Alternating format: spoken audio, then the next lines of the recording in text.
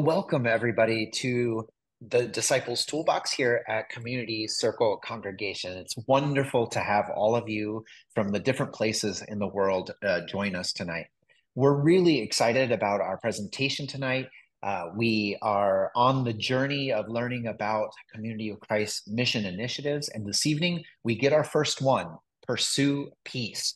I think that might be a lot of people's favorites, and it definitely was Joelle's favorite as well. We have Joelle Wight this evening. She is the president of 70 in the church, and she is located in the Washington, D.C. area, even though she's from the Blue Springs, Missouri area as well. And we have had her dad on as a presenter in the past as well. So it's really, really good to keep the dynasty going here at at the Disciples Toolbox. And I want to turn the time over to Joelle for this presentation this evening. Joelle. Thanks, Michael. Hello, everyone. It's so good to be with you and to see your names and or faces. Some of them are familiar, some of them are new, but it's wonderful to engage with this community and to be connected with all of you across many miles. Today, we're actually going to begin with a spiritual practice of Visio Divina. And if you haven't done this practice before, I will be walking you through it every step of the way. So no need to worry. But the reason that we're going to start with a practice is because it helps us to ground our learning and conversation in a larger and more connected context. And it centers God's preferred future rather than our own understanding or preconceived notions. So before I begin the spiritual practice, if you can just give me a thumbs up or some way of letting me know that right now you're seeing kind of a pink screen that says Pursue Peace. Okay, great. Wonderful. So then I'm going to go ahead and move to our Visio Divina image. And I just want to invite you to relax your body, take some deep breaths, and try your best to keep your eyes solely on the artwork on your screen. Note the first thing that draws your attention and keep your attention right there. It could be a color or a specific pattern or an image within the image, but just keep your attention on whatever first caught your eye. Continue to look at the image while taking deep breaths.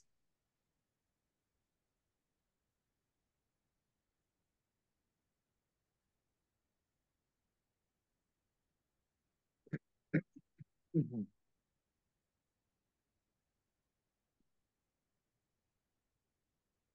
Okay. Yeah, bye.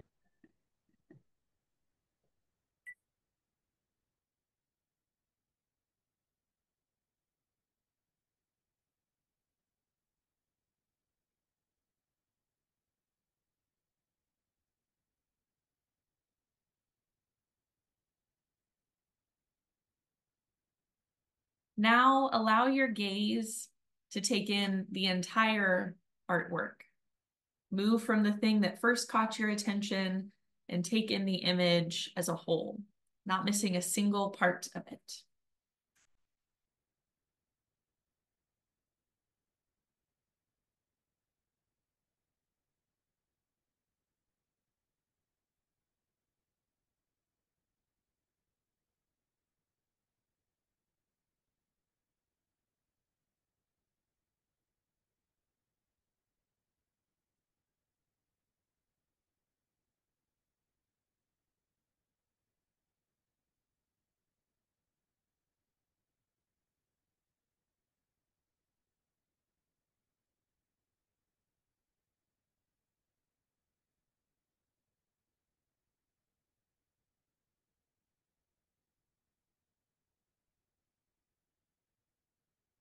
Continue to breathe deeply as we take just a few more moments to look at this image.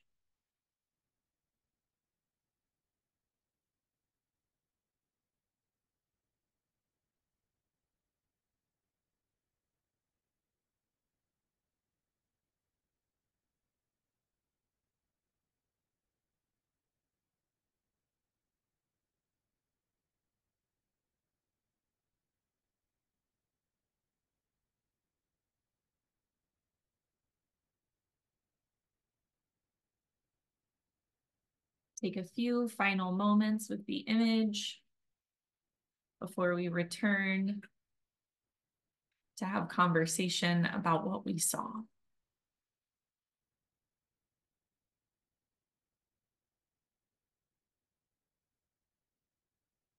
So I'm going to leave the image on the screen if you need to reflect back to it, or if others need to see it as you are kind of sharing some of your reflections. But I want us to take just 5 minutes here to reflect together. If you are not comfortable sharing, that's okay. I always believe that silence is a perfectly valid response. And so if our reflection time is us sitting in silence and contemplating the questions I pose, that is completely appropriate. If you are somebody who prefers to respond via chat, that is fine as well. And I will make sure to read the responses that happen there. But you should also feel completely fine to unmute yourself and share verbally to each of these questions. So the first question I have for you is, what story do you think is being told within this piece of art? What story do you think is being told?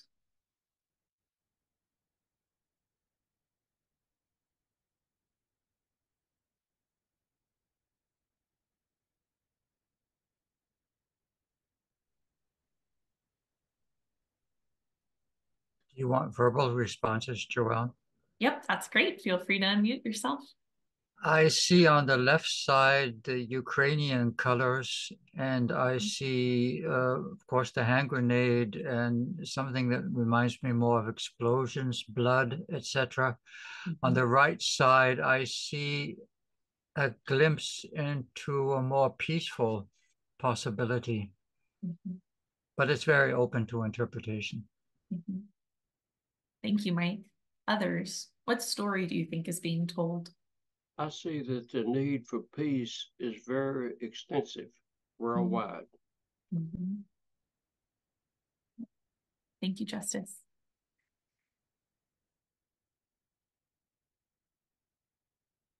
For me, it was a case of even in war,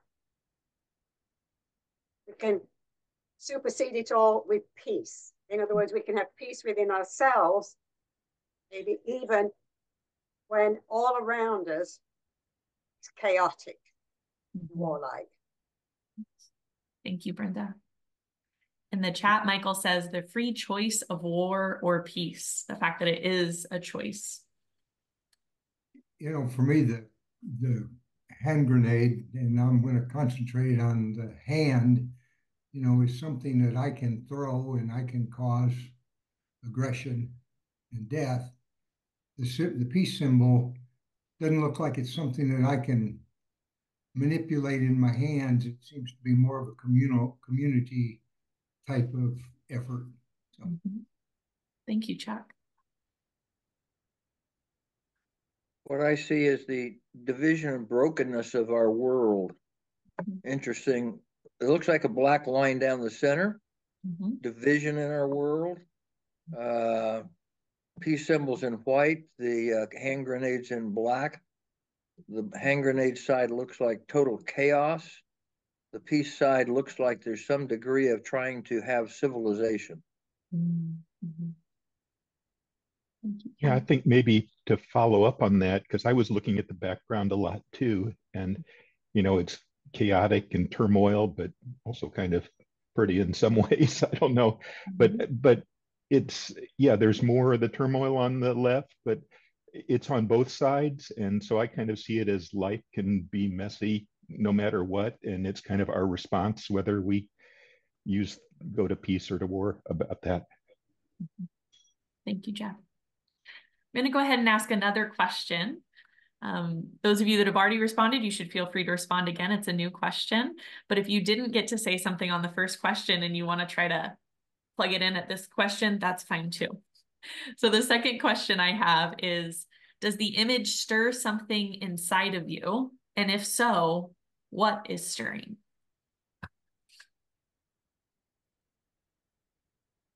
I would like to chime in on the first question. I'm reticent to speak because I don't want to speak over someone, so I kind of hang back. Anyway, so I see the ability for violence and peace to coexist in a way that is uncomfortable, because like someone said, there is messiness in life. You know, it's not just all peaceful or all violent, and it's very hard to see what's going on in the background, regardless. And so sometimes I think we have these big ideas in front of us, but we kind of have to push them aside, hold them at bay to see what's really going on in the background, and maybe gather some wisdom from that and some guidance from that. So that's my take on the first question. Thanks, Elaine. As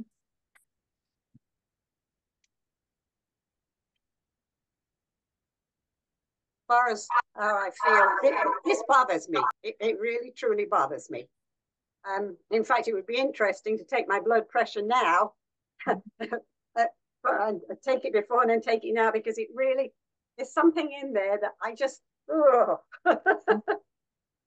find it very, very, more than disturbing, but it is definitely very, very disturbing. I'm sorry about the blood pressure, Brenda. Thank you for sharing, though. You know, I see a kind of a stirring in me is the same thing that in many of my conversations with other people, and I'm using a rubber band here, is the tension of the two and the kind of dualistic nature of that, and having to kind of hold both of those at the same time, because it doesn't appear that we're going to have a 100% peaceful world all the time. And so they're going to be together holding the question and attention. Thanks, Chuck. I think we have time for one more response if there's anybody who wants to respond to either question.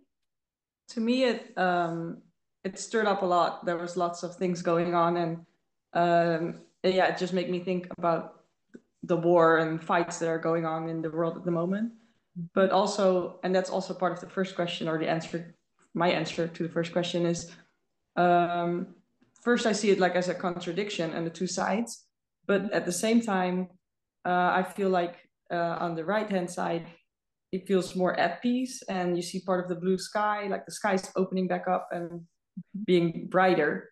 And that stirred up in me, like, even though I'm not at peace and feel conflicted at times, yeah, one way it gave me kind of peace of mind to know that after chaos, there will be peace.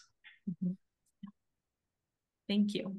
Thank you all so much for taking just a moment to share, and again, to ground ourselves, not just in our own understandings of what it means to pursue peace, but to connect with the larger reality of the world that we live in and try to engage with God's vision of what peace can be.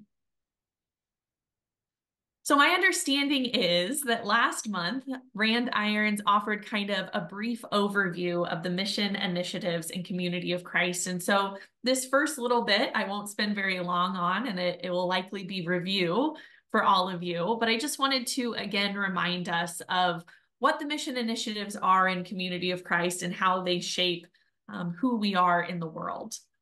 So the mission initiatives are based on Luke chapter 4, verses 18 through 19, when Jesus came into the temple and unrolled the scroll and said, "The Spirit of the Lord is upon me because he has anointed me to bring good news to the poor.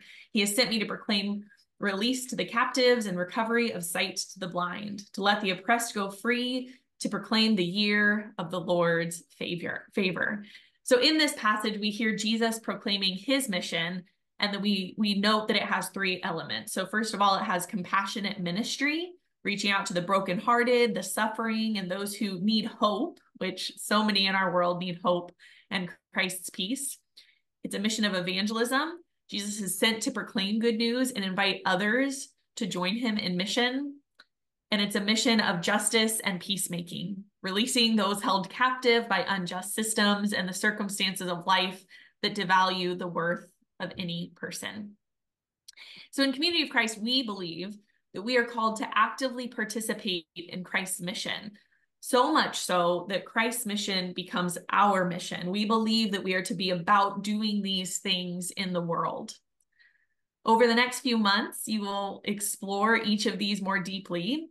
But tonight, as Michael has already indicated, we will focus on the mission initiative, Pursue Peace. And although we aren't supposed to have favorites, as Michael said, this is probably my favorite. So let's look a bit more in depth at the mission initiative, Pursue Peace. In Community of Christ, we believe that we are poised to restore Christ's covenant of peace, even the Zion of our hopes. The hope of Zion will become reality when we live Christ's peace and generously share his peace with others.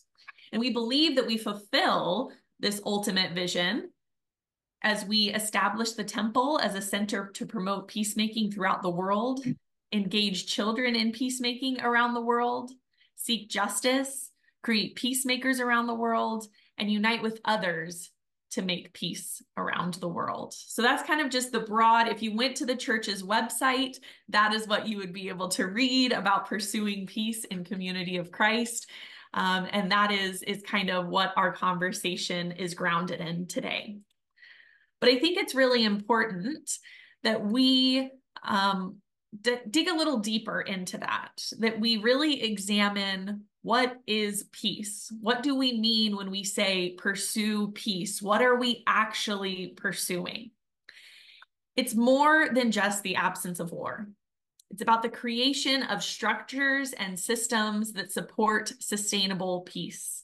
What I mean by this is not just, treaties that we sign that end the present violence, but the things that we put into place to make sure that violence is not deemed necessary in the future. These structures and systems can never be built on the oppression or exploitation of any individual or group. And so if we see some kind of peace, quote unquote, peace being proclaimed in a certain area, but we notice that it's built upon the subjugation of one individual or group, we know that that is not actually the peace that we are talking about. That is not the peace that we are called to pursue. In Community of Christ, the concept of shalom is another word that we use for peace, and we've borrowed it from biblical history and from other faith movements that use it and that strive for shalom in their daily living. And what I like about the concept of shalom is that it speaks to a peace that is more comprehensive, more holistic than the peace that we typically think of in the day-to-day life in our communities and in our culture. And so shalom is this broader picture.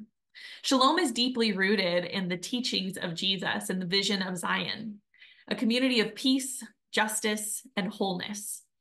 Shalom, often translated as peace in English, encompasses much more than the absence of conflict. It embodies a holistic sense of well-being, harmony, and flourishing for all creation.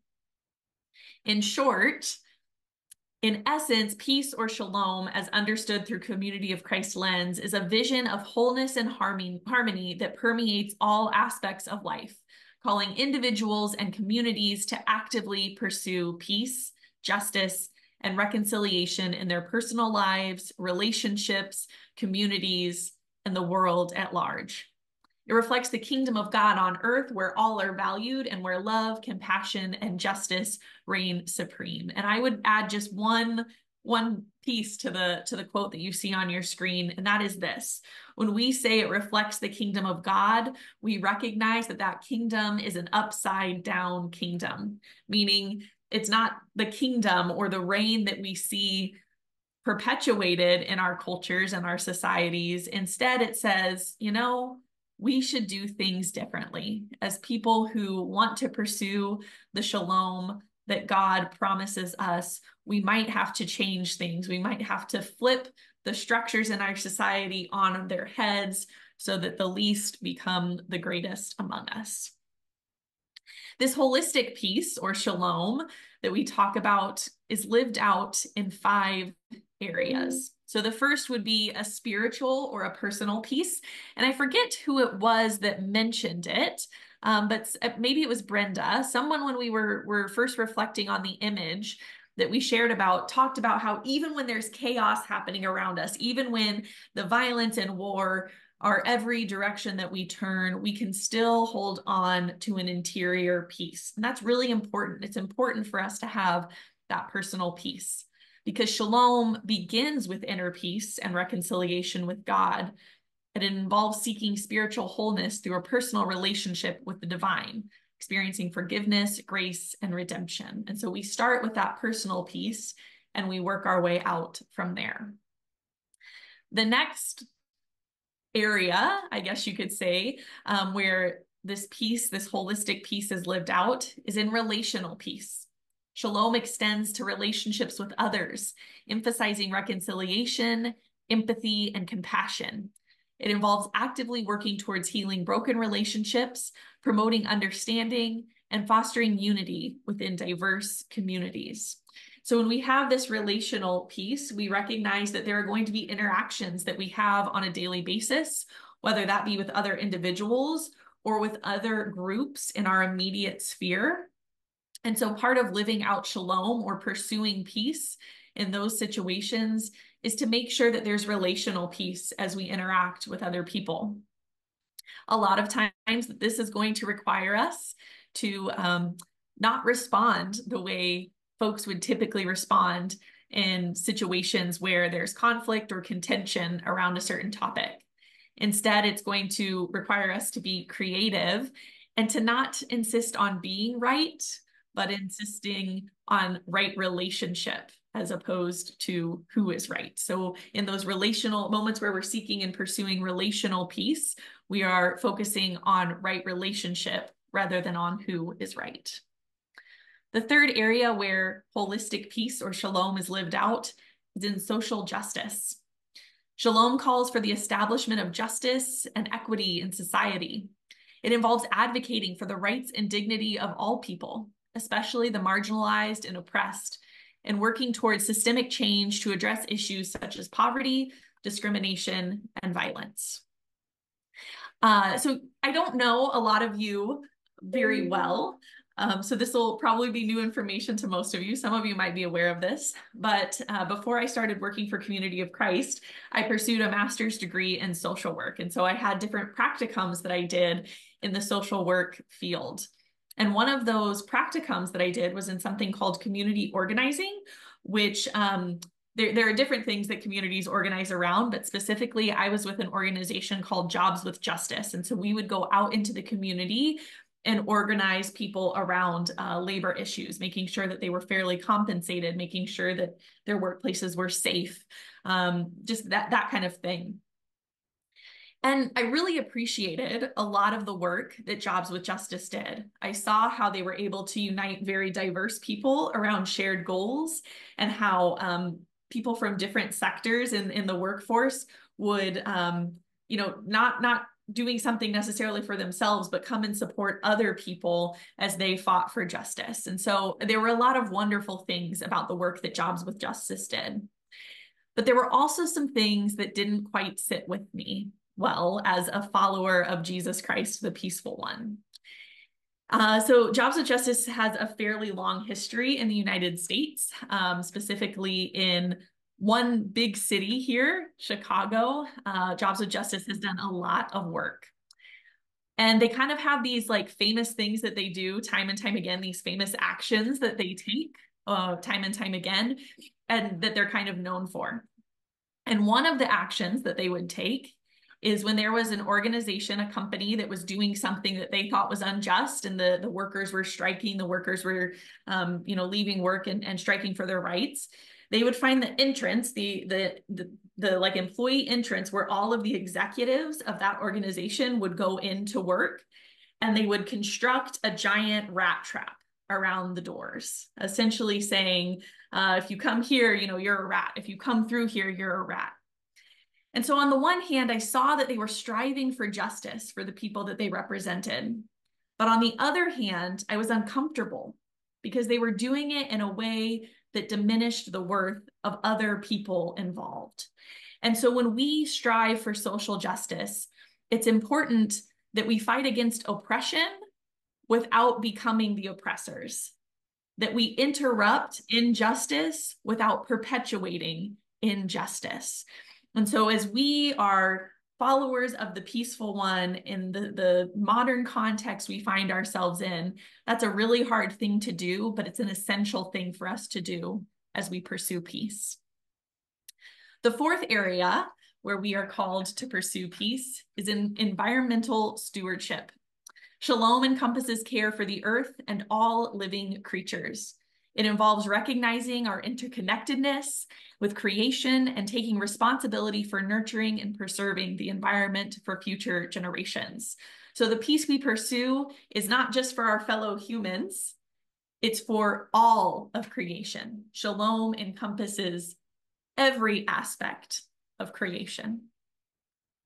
The final area where we are called to pursue peace is through global peace. Shalom extends beyond individual and community boundaries to encompass global peace and reconciliation. It involves promoting dialogue, cooperation, and understanding among nations and cultures, seeking to address conflicts and promote peace-building efforts worldwide. So as you can see, as we move through these 5 areas, we start kind of on a very small scale with inner peace, doing that work of pursuing peace in our internal spiritual lives. And we work our way out from there onto relational peace with those people that we interact with on a daily basis. And then to a larger piece, a social justice piece, where we recognize the injustices happening in our immediate context, in our communities, and the way that our fellow humans are impacted by those injustices. And then we move out and look at all of the created world. Where in creation is peace not happening, and how can we pursue peace for creation? And finally, we look at a global context and we say, how can we pursue peace throughout the globe? So again, we move through those different cycles of peacemaking. So now I want us to move to a practical application of this, because you all have been just sitting and listening to me talk for a good chunk of time now. And so I'm going to invite some reflection for you. For this bit of reflection, it will be helpful if you have a piece of paper or something to type with nearby. And while I'm kind of sharing this next little bit, feel free to get up and go grab whatever you need to have something again to either type with or write with. So all of these things that I just shared, all of these areas where we pursue peace sound really, really great on paper. But when it actually comes to living it, things can become more complicated. You see, peace is not our default state, and typical human responses do not often yield peaceful approaches. However, in Doctrine and Covenants, section 161, verse 2a, we are invited to become a people of the temple, those who see violence but proclaim peace, who feel conflict yet extend the hand of reconciliation, who encounter broken spirits and find pathways for healing. In short, the Doctrine and Covenants invites us to be the peaceful alternative in the situations we find ourselves in on a daily basis. This type of response requires persistence and creativity in the face of societal norms that do not support peace. It can be difficult in the moment to choose peace instead of reacting as the world expects. This is most evident as I am driving through downtown Washington, D.C., and somebody does something in traffic that makes me mad, and my immediate response is to honk and give them an angry face, right? Our instincts tell us to respond in not so peaceful ways. It can be helpful, therefore, to think about better responses before situations ever arise, so that when they inevitably do, we are prepared to respond by pursuing peace rather than just being reactionary. In the United States, we have a YouTube star called Kid President who records funny and inspirational videos to inspire people to be better humans. I have a book here written by Kid President, so you can kind of see him sitting there behind his little cardboard desk. He's a lot of fun. He uses comedy beautifully, but really his goal is to inspire people to make the world a better place. In one of his videos, he talks about the 3 questions that can change the world. Those 3 questions, you can see them on the bottom of the screen here, are: what are you not okay with? what do you have, and what can you do about it? And I'm going to extend it just slightly for our purposes today. And I'm going to say, what can you do to bring peace? So today or tonight, depending on where you are, we're going to examine how we can use these questions to be peacemakers in the midst of our daily lives. So again, you'll need something to write with or type with. And I'm going to be here in just a moment playing some music. And we will all have about 5 minutes to think through these questions. And the questions will stay on your screen. Again, they're at the very bottom under the white text. They're that blue text down there. But I'm going to invite you to think through these questions. Before I invite you to do so, though, I'm going to give you a couple of examples of how this works, just to kind of show you how these questions might be considered in your daily living. So if I were to ask myself these 3 questions, my answers could be, what are you not okay with? I'm not okay with the current vitriolic political divide in the United States. What do you have? I have a background in peace education and conflict resolution skills. So those aren't necessarily like tangible things I have, but they are resources at my disposal. And what can I do? I can both model and teach others how to resolve conflict in transformative ways. Another way I could respond is, what are you not okay with? I'm not okay with the prevalence of fast fashion that exploits laborers and harms the environment. What do I have? I have limited, but some sewing skills and crafting ability. What can I do to pursue peace? I can work harder to repair or mend my clothing so that it lasts longer rather than just automatically moving to replace it. So again, we're going to have just some time. I'll have some music playing while this time goes on. I will have to stop sharing my screen just for a second so that I can get the music shared, but then the questions will remain on the screen. And I just want to invite you to think through in your life, what are you not okay with? What do you have, either tangible or mental resources, or maybe people power, you have a congregation of people, and then what can you do? So I'll invite you to think through those 3 questions, and then we'll have just a bit of time to share. Give me just a second to get the screen sharing figured out, and then we will be on our way.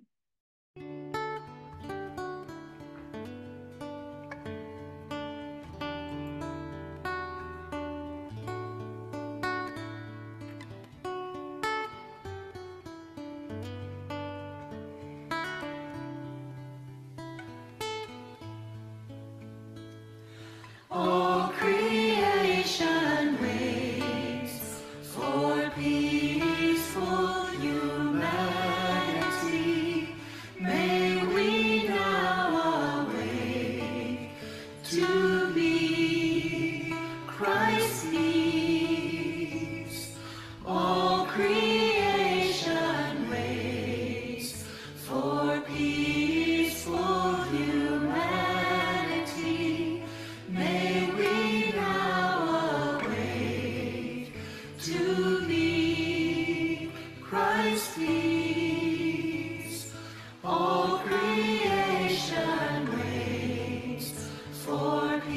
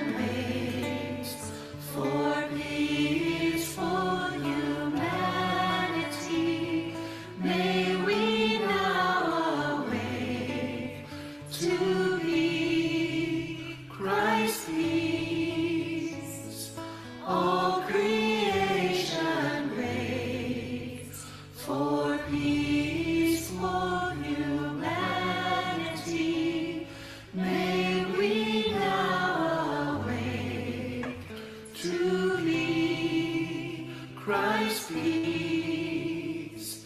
All creation waits for peaceful humanity. May we now awake to be Christ peace. All creation waits for peaceful humanity. May we now awake to be Christ peace.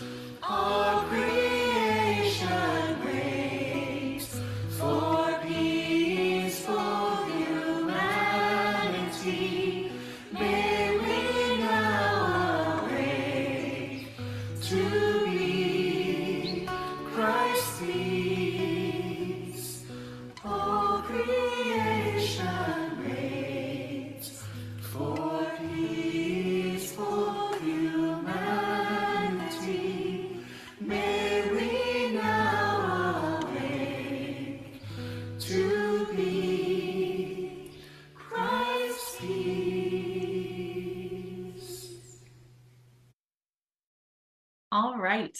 Is there anybody who wants to kick us off? Again, our three questions are: what are you not okay with? What do you have? And what can you do to pursue peace? Again, feel free to utilize the chat if that is more comfortable. I'm going to be a little presumptuous and state some things that maybe should be obvious. What I'm not okay with is the lack of transparency in our government, in our church, in our friendships, wherever. What do I have? I have some good experiences of being candid with people and how that improves relationship. What can I do? This is the hard part. I need to learn better or new ways of sharing my experience of being candid so that I'm not offensive when I try to share some of these experiences. Mm-hmm. Thank you, Justice.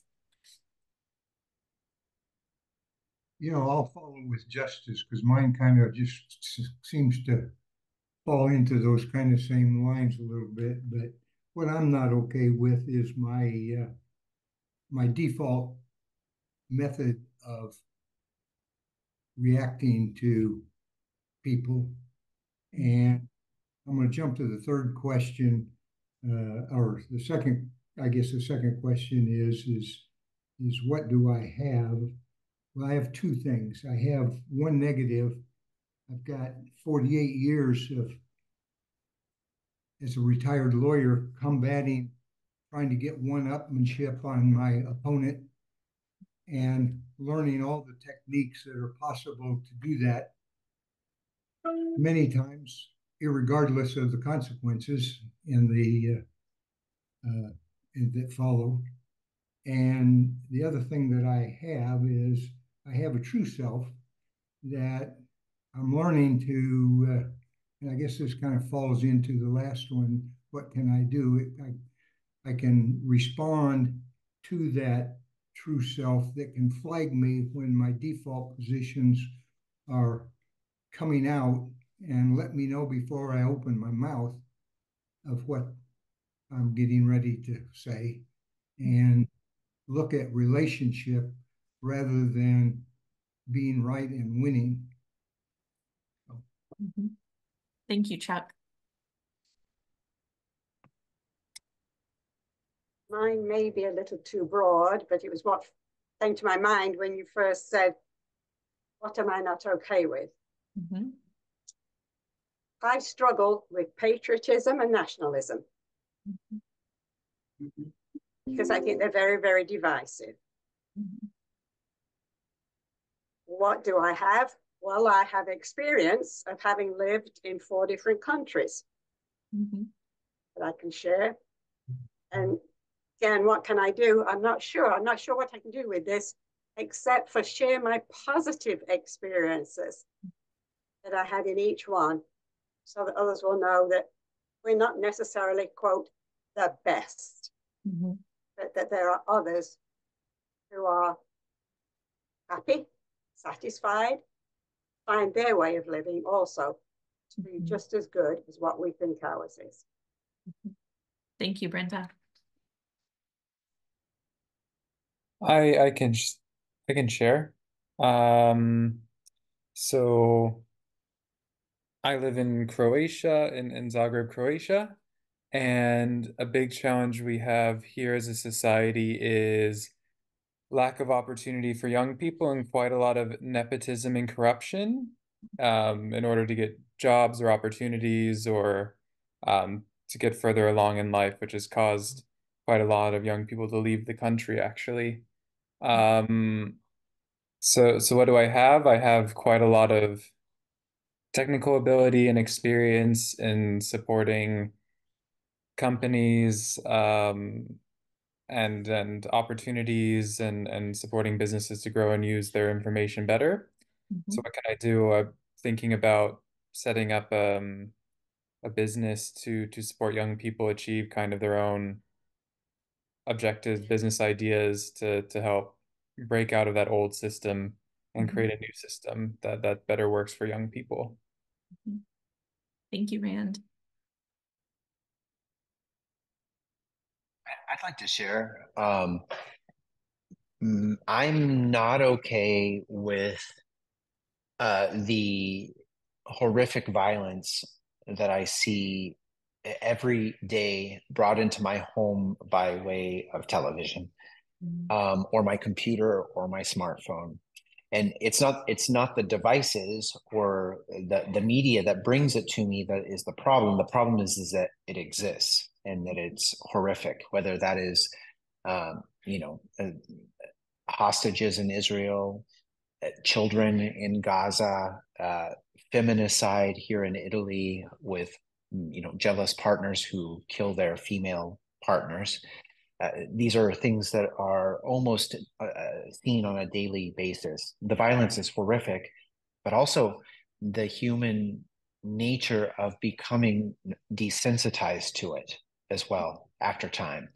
And I'm not okay with that. And that's a problem for me, even my own self. What do I have? I have a a seminary degree in justice and peace. And I have a platform as a teacher, professor, a director of young study abroad students. So I think what I can do is I can use the educational platform to help the young Americans that I help here in Italy as they are studying abroad to be able to ask those same questions, to thoughtfully think about them, pursue them, and provide experiential learning opportunities where they have contact with the material as well. So those are a couple of the things I think about. That's harder than it sounds. It sounds easy, but it's not easy at all. So all of these things are really difficult. Yeah. Sorry, Michael, if I interrupted you, my internet froze for a second, but thank you for sharing. You have time for probably one more if there's one other individual who wants to share their responses to these questions. And if not, that's okay too. Elaine, yes, please. So I'm not okay with people going to bed hungry. What do I have? I have finances available. I have time because I'm retired. I have a testimony that I can share. And what can I do? I can donate to World Church to abolish poverty and suffering. I can support our local food pantry financially. And as a congregation, we support the Haitian school program, and they feed children at school also. What I could also do is fundraise through outreach or another organization like them. and organize people to just kind of increase awareness of the issue. It's not just, I know it's a problem worldwide. So it's not just outside of our country, it's here at home as well. And hungry is hungry regardless of where you're from. So thank you. Thank you for sharing. So I think it's really important that we take opportunity to stop and think through some of these things, some of the situations that we know we will inevitably face in our daily living that we're not okay with. You know, Michael mentioned the word desensitized. There's so much stuff that is contrary to Christ's peace that happens in our daily lives that we can become desensitized to it. So I think it's important to ask ourselves the question, what am I not okay with? And then it's important to remember and to empower ourselves with that reminder that we have resources that we can respond to these things with. For some people, it might be financial resources, and that's wonderful. For other people, it might be mental resources, things they've learned in their lives or experiences that they've had. It might be community resources, the people that you've networked with and that you're engaged with. But the fact of the matter is we all have something that we can draw from and be empowered to respond in each of these situations. And then finally, I think the most important question is, what can I do? And remember, we extended that question for us tonight to say, what can I do to pursue peace? Because in every moment, every single moment, we face the choice between peace and kind of the status quo, the way things always have been. And if we are truly going to follow Jesus, the peaceful one, in each of those moments, we have to be ready to make the choice and to act in a way that pursues peace. So thank you for taking time to sit with me today and to kind of think through some of these questions. I hope that you know that as you try to be a peacemaker in your daily life, you are not doing it alone. You have a community of people whose faces we see here and some whose faces are not with us tonight, who are also in this peacemaking work with you. And more than that, you have the Spirit to be with you, to find creative ways to bring peace in the world. So thank you all so much for talking about this topic with me. It's one of my favorites. I don't know if you learned anything new, but I hope that you were at least re-inspired to pursue peace in our world. And I'm going to turn it back over to Michael now, because he said that we need to leave the last little chunk of time for questions and answers and conversation. So thank you all. Thank you, Joelle. Thank you very much. Yes, we'll do exactly that. Does anybody have any questions or any comments on the things that have been presented tonight? I'll turn the time over to Mike. I see Mike's hands up. Yeah. I like what you said at the end, Joel, that we need to empower each other and support each other. And I think sometimes, you know, the problems are so big, it's very easy to say, I can't do anything. But we can take little steps that do something. And I think it's important that we let each other know it's important to take these steps, and you can take them with me or with a friend, depending on what you're doing. I think the empowerment idea is very important. Thanks, Mike. I agree. I have a question. Where did you get the image that you began the spiritual practice with?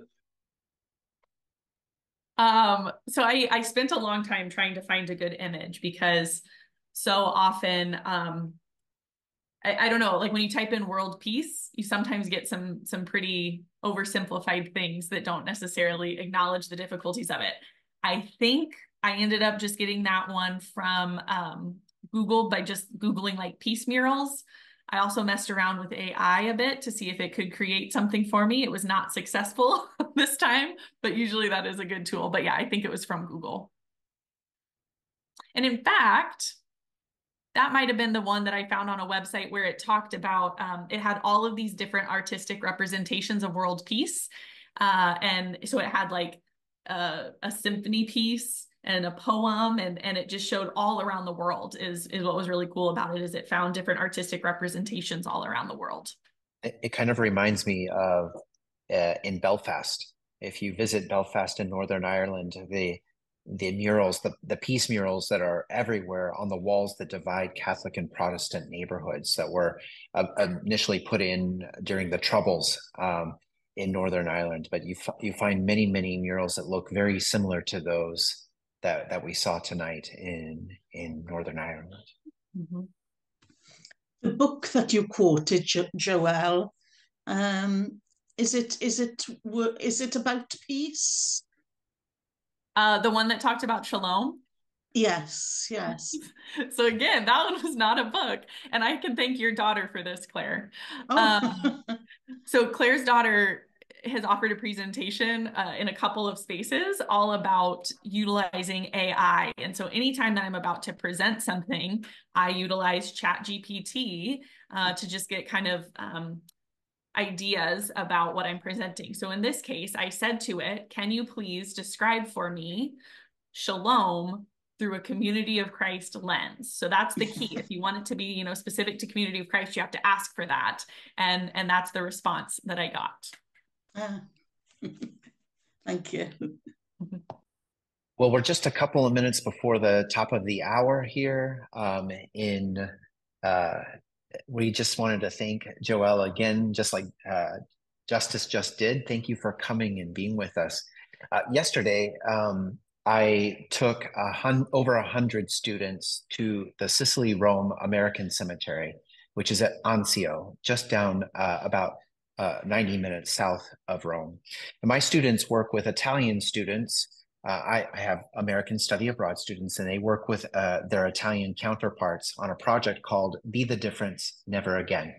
And it is a project where they get a name of one of the 11,000 American soldiers that was their age when they passed away in the southern campaigns of Italy, and really trying to get to Rome to liberate Rome. And this is the 80th anniversary. We've been doing it for many years, but this is the 80th anniversary of the landing at Anzio in January. And in June of this year, it'll be the 80th anniversary of the liberation of the city of Rome, which was the first liberation of a capital from Axis powers in Europe.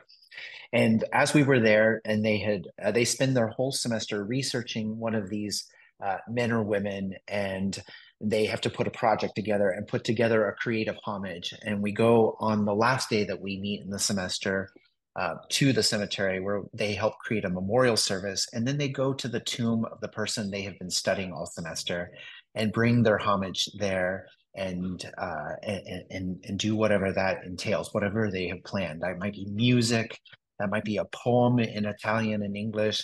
Yesterday, I saw a group of students who had gone and had dog tags made with all the information they learned about him, and they hung it on his Star of David that was there. It's always quite moving to see them.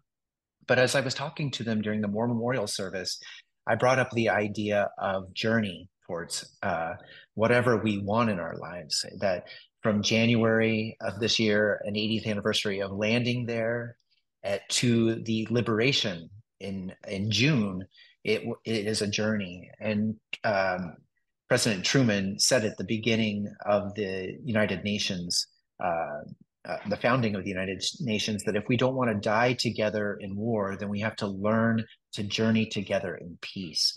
And so I just posed the question to my young people yesterday: where are you journeying to?